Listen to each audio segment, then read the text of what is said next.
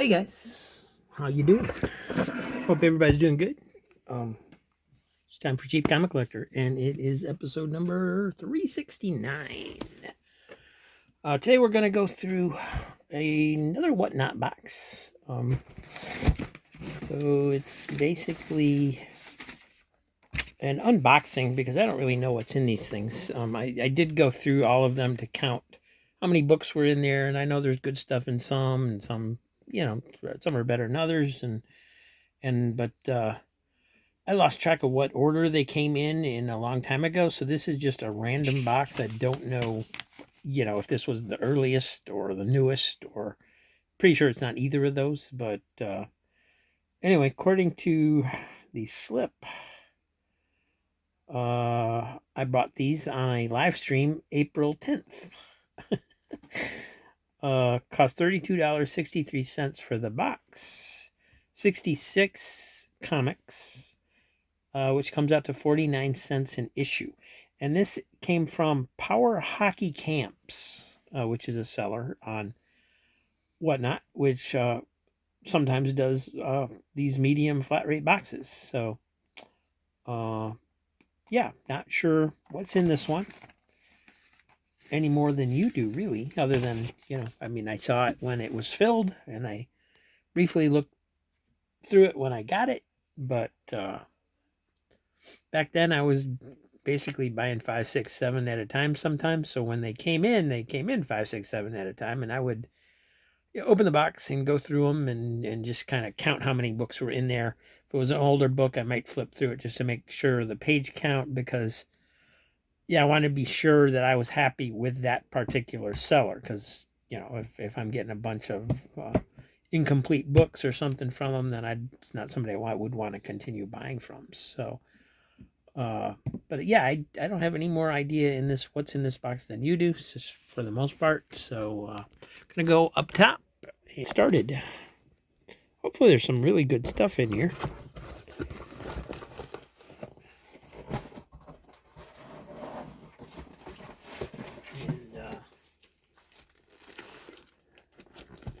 And I've got it upside down on the top. I don't know if they did that or I did that. I may have done that, or they may have done it just to add that slice of protection in the books. I notice when some people do these flat rate boxes, they just throw them in there. They don't put anything on top to protect them. They don't, if you go too deep with the knife when you're cutting it open, you could potentially damage a comic if they were facing right side up. So, I don't know. Before we get started, if you could do me the favor of hitting that like button and hitting that subscribe button if you're not subscribed. Subscribing doesn't mean you have to watch, or you can watch whenever you want to. And it would really help me out if I got more subscribers. So let's take a look. Oh, we got Sinestro number 5, Under the Grip of Parallax. Let me, I don't have my light on. Let me get that on. Maybe you can actually see a book better. You know what? I'm gonna zoom in some so you guys can see the book better, and I'm gonna take these and put them to the side. I'll do it that way, because that way you guys can see the books a little better. Let's see, this one is Sinestro number 4. That's the tragedy of all of this, Jordan. We'll always be friends. Okay. That's a new one to me. Here's Sinestro number 3. Wherever he goes, death will follow. And you can never go wrong by putting skulls on a cover. We like that for some reason. And I'm just going to kind of lay these out because I want to keep them in order since there's a run here. Sinestro number 2.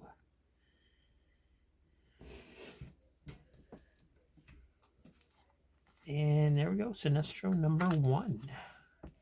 Beware his power. And more skulls. So we've got 1 through 5 of Sinestro. We're off to a good start. Not a great start, but not bad at all. And here's annual number 1. 2015 these were. This was a $5 book. These are $3 books. So Silver Surfer.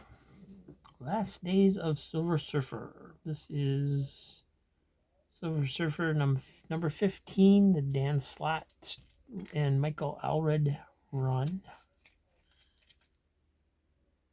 And here is another one. That's number 14. That's a cool cover. I'm not a big fan of Allred's art, but I like just the overall design of this. This is cool. And there's number 13. And Secret Wars number 8 of 9. Cool cover there of the Thing punching out Galactus, it looks like. Not sure why he's on fire. I don't see Johnny anywhere. But there you go. There's number 7. Doctor Doom versus everybody, it looks like. Number 6. More skulls. Is that Thanos, I think? Thanos versus dead villains. This is Loki. You can tell by the horn and the broken off horn. And then there's Dr. Octopus back here. I can see his arms. So the villains are all zombies or dead or something. You can tell I haven't read these, right? Secret Wars number 1.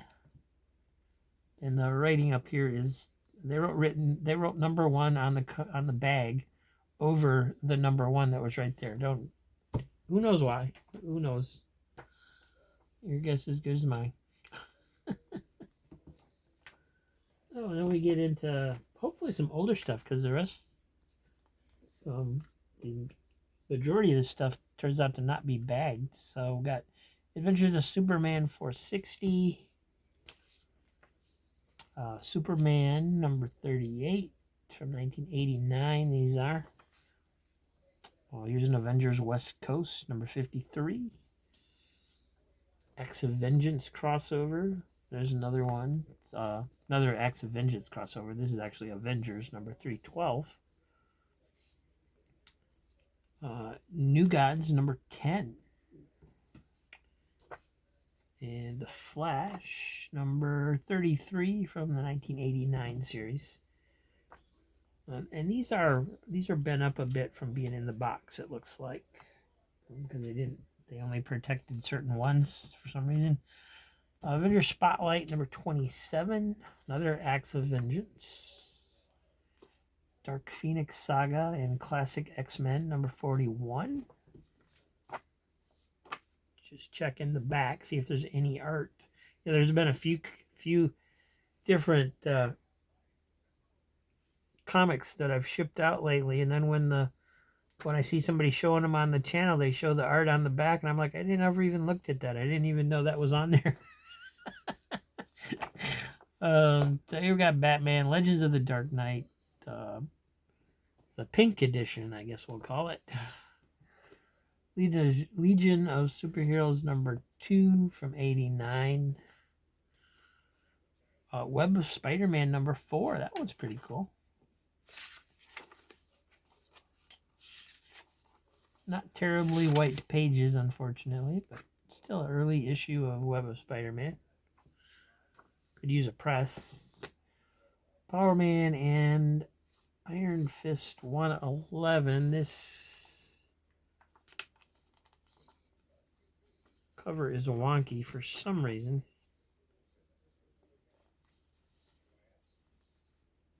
I would say that cover has either been...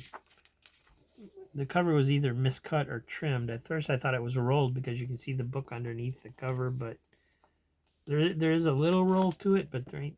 Well... Yeah, it's rolled on the bottom and not at the top. That's what it is. So again, could use a nice press there, but too bad. Spectacular Spider-Man 152. That's a pretty nice copy of that. Starman number 5 with the Invasion crossover. You got Firestorm, Power Girl, and Firehawk on the cover. Detective Comics number 594. That's cool.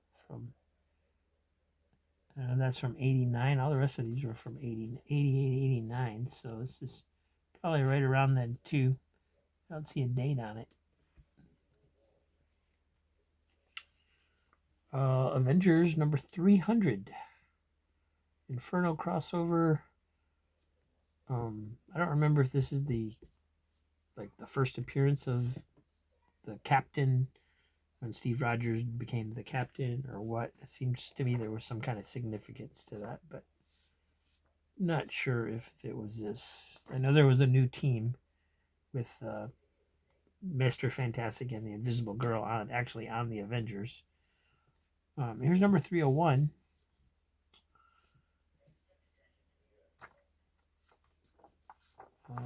Alpha Flight number 68 with the Dream Queen. Cool ad on the back for Spider-Man jacket.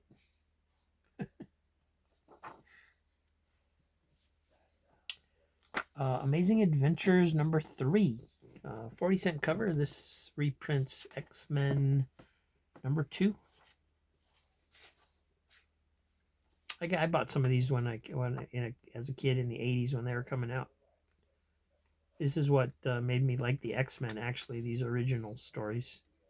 This one got kind of a beat-up cover here. It's pretty rough on the edge down here on the bottom. Conan the Barbarian, number 164. The Flash, 339. So that's the first Flash series with that high of a number, right? 1984, yeah, before Crisis. Flash 336. Flash 337 with Pied Piper. Carmine Infantino art.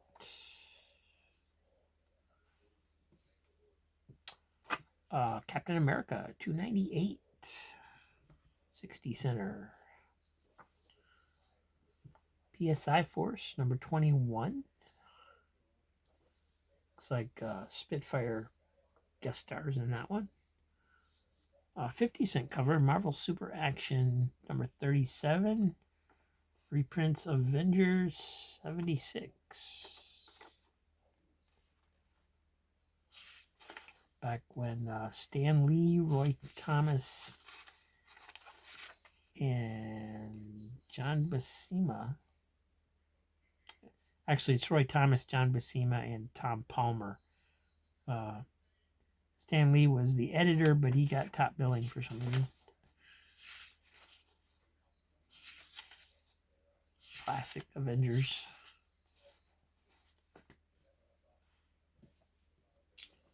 Oh, this one's cool. Commandi, number 16.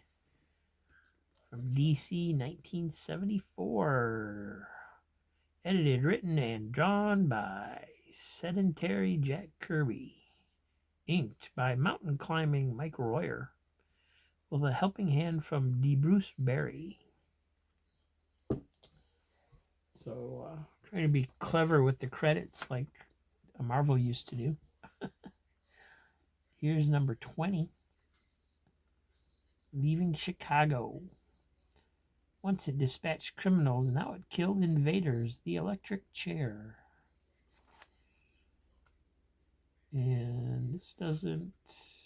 it might be Kirby, I'm not sure. Yeah, that's got to be Kirby. Yeah, there it is, Jack Kirby.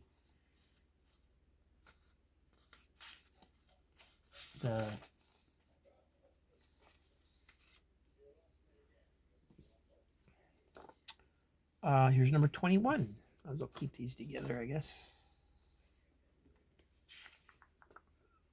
More Jack Kirby. I'm really surprised that these are not worth a ton more, or at least there aren't more people looking for this stuff. I mean, it's Jack Kirby, and by then, I'll admit his style is kind of becoming formula for him. But I mean, look at that. As you got to admit, nobody else draws quite like Jack Kirby. And I'm not the biggest Jack Kirby fan either. I mean, I give him a lot of props for helping create so many characters throughout his career. I mean, there wouldn't be any Marvel universe, half the DC universe, it just, but I do feel like he did his best work when he was working with someone else, actually. So, like, they created, he created Captain America with Joe Simon and some other characters in the Golden Age, and then, of course, he helped create the Silver Age with Stan Lee at Marvel. And but his solo work afterwards, I mean, there's no denying that this is great, but story-wise, I just don't care for the concepts as much, I guess. And that's just me. I can't. I mean, I want to argue with myself over it because I look at this art and I'm just blown away. But that's the way I feel about it. The Elseword Prince from Epic, number 5. And there's number 2. And some more Sinestro, number 18. Number 17. This is the cover that made me start counting on this box because it's one of the Looney Tunes cover with Wile E. Coyote on it. Number 16. Number 15. Spider-Man Deadpool, number 2.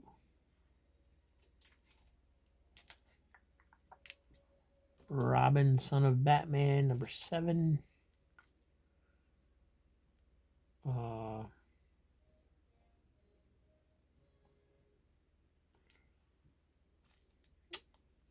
I guess its title is We Are Robin, number 7. I'm not really sure. Grayson, number 15. These are all part of this Robin War storyline. This is part 2, this is part 4, this is part 5. Looks like Robin is infiltrating the Court of Owls. We got True Believers of the Punisher. This one is called True Believers, Marvel Knights 20th Anniversary, Punisher, the First Appearance. So it reprints the first appearance of the Punisher from Amazing Spider-Man. Punisher Soviet, number 6. Number 5. Number 4. 3. 2. And 1. And it says it's variant. Spectre number 26 looks like a Christmas cover, kind of. There's number 61. Another number 60. Saw that one recently. Number 59. And last one, number 58. So yeah, definitely a good box. Would have bought it for the Spectres and the Looney Tunes cover and the Commandos and a couple other issues that were in there. Got the Spider-Man Deadpool. Got some older Flash issues, which you just are hard to find anymore, really. I hardly ever see them, which is surprising. I think they'd be all over the place. But I just want to check out this issue of the Spectre. This was the 1995 run. And these are from 97. So yeah, it's the same run. John Ostrander wrote it. John Ridgway was the guest artist in this particular issue. And I just wanted to see if it's actually a Christmas story. It is. There's a Christmas tree in the back. Okay. I was wondering if it was just a seasonal cover or if it actually had something to do with the story.